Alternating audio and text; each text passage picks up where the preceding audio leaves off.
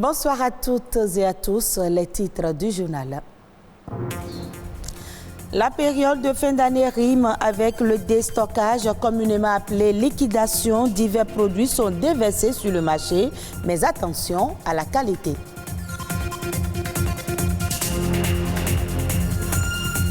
La fête de Noël est une occasion pour offrir des jouets aux enfants. Les filles ont une préférence pour les poupées. Les poupées noires sont de plus en plus proposées en cette période.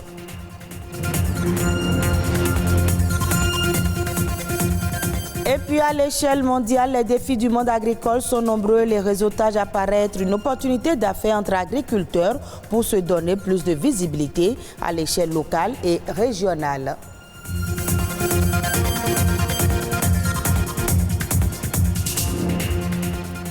Encore quelques jours et ce sera les fêtes de fin d'année. Dans la perspective des dites fêtes, nombreux sont ces ménages qui s'approvisionnent. Les spécialistes recommandent à la population l'adoption de certains réflexes avant tout achat de produits alimentaires, ceci dans l'optique de se prémunir contre les manœuvres frauduleuses dont sont auteurs certains commerçants à l'occasion des opérations de déstockage. Ce reportage de Alessandra Diotan nous édifie à propos.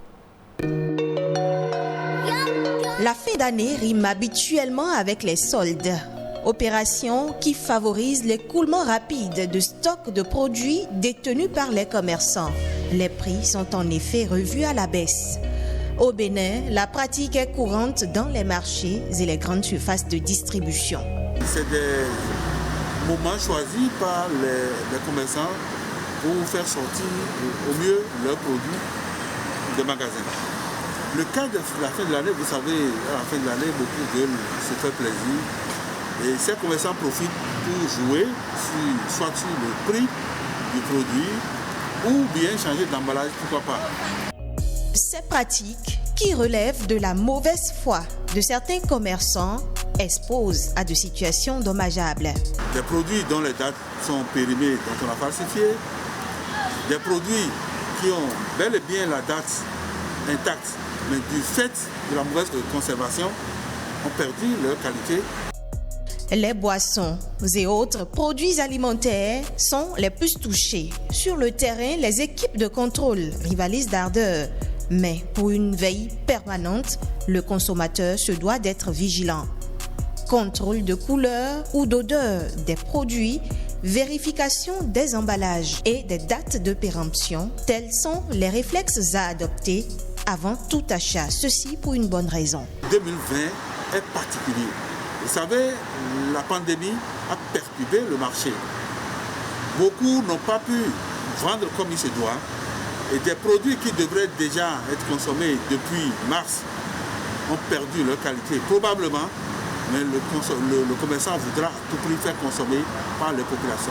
C'est en cela que nous leur demandons d'être très vigilants, de ne pas regarder seulement le coût des produits, mais s'ils constatent s'il y a des points où le comportement du distributeur paraît suspect en termes de falsification de date de péremption ou bien changement d'emballage.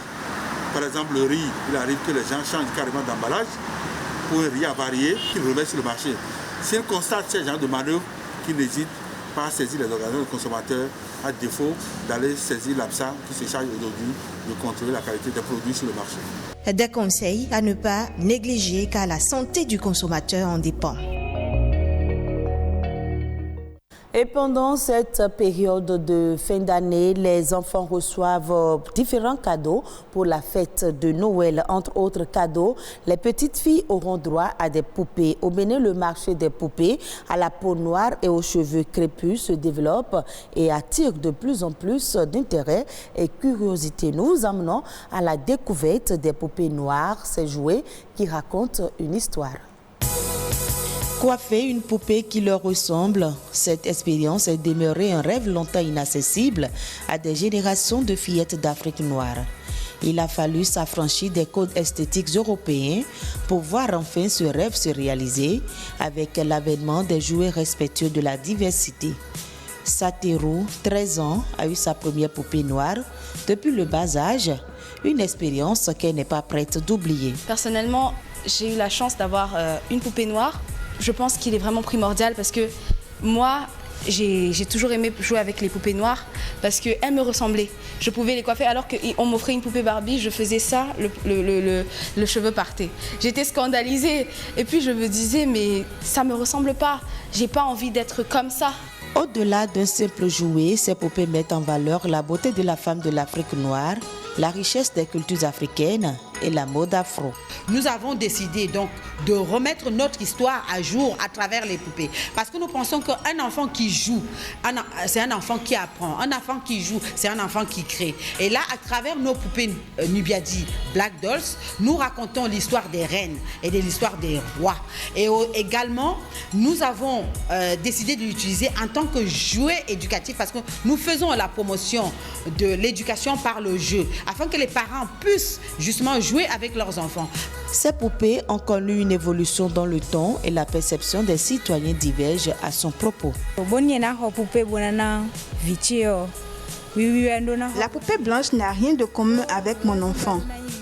Donc, je préfère lui offrir une poupée noire à laquelle il peut s'identifier. Moi, j'aime particulièrement la couleur blanche. La couleur noire, bon, c'est quelque chose qui est sombre. Bon, moi, selon moi, bon, c'est pas bon, c'est noir. Bon, cela peut aussi entraîner ce qui est noir. Je vais prendre les poupées noires. Parce que moi, je suis noir. Il faudrait qu'on fasse un peu valoriser nos cultures africaines. Le marché est encore jeune, mais prometteur surtout pour le continent africain. Nous sommes amenés à avoir des usines qui fabriquent les poupées africaines en Afrique et ça arrive, c'est déjà le cas au Nigeria et ça va être aussi le cas au Bénin. Nous avons des poupées qui sont fabriquées, customisées ici en Afrique. Nous en appelons les parents à s'y pencher et acheter les jeux éducatifs africains et pour que nous puissions consommer du Made in Africa enfin. Les poupées noires, c'est aussi un moyen de sensibilisation de la couche enfantine sur les conséquences de la dépigmentation de la peau. Comme quoi, le loisir peut aussi servir à éduquer.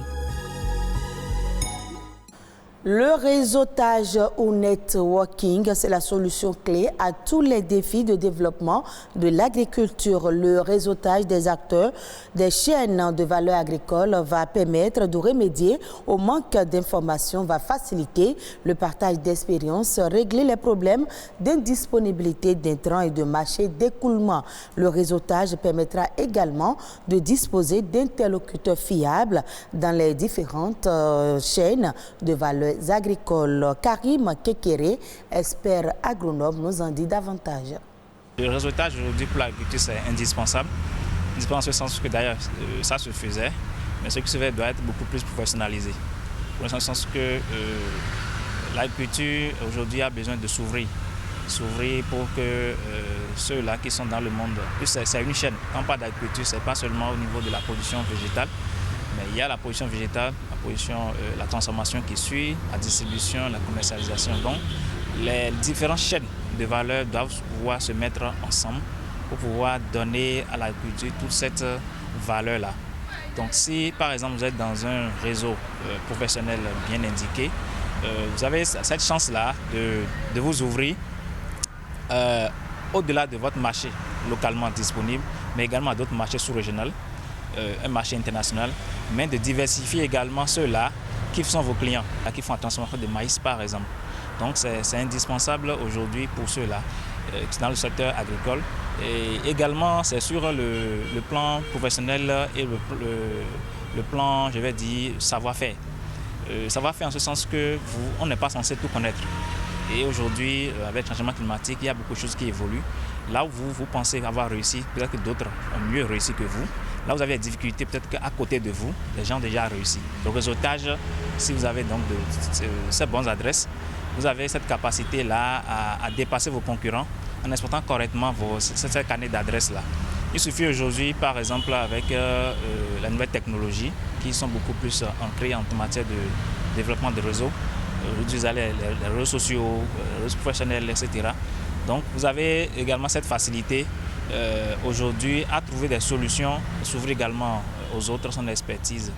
Hors du Bénin, l'île Maurice lève les restrictions sur les sites touristiques touchés par la marée noire. 5 mois après le naufrage d'un vraquier japonais responsable des déversements de fioul au large de l'île Maurice, le public pourra de nouveau avoir accès aux parcs et plages de l'île.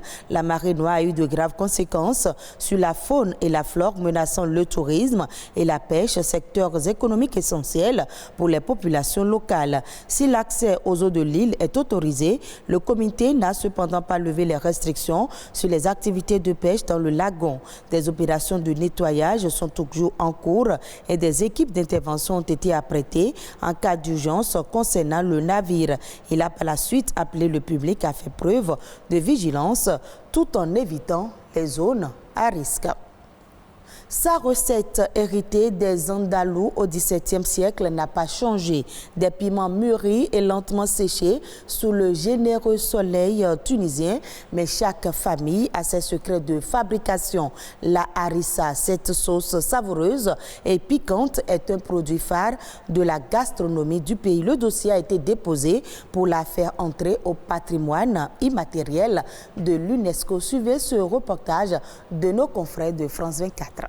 Nous sommes dans la région de Nabeul, dans le nord de la Tunisie. Dans ce champ commence le processus de séchage du piment rouge, l'ingrédient le plus important de la recette de la harissa tunisienne.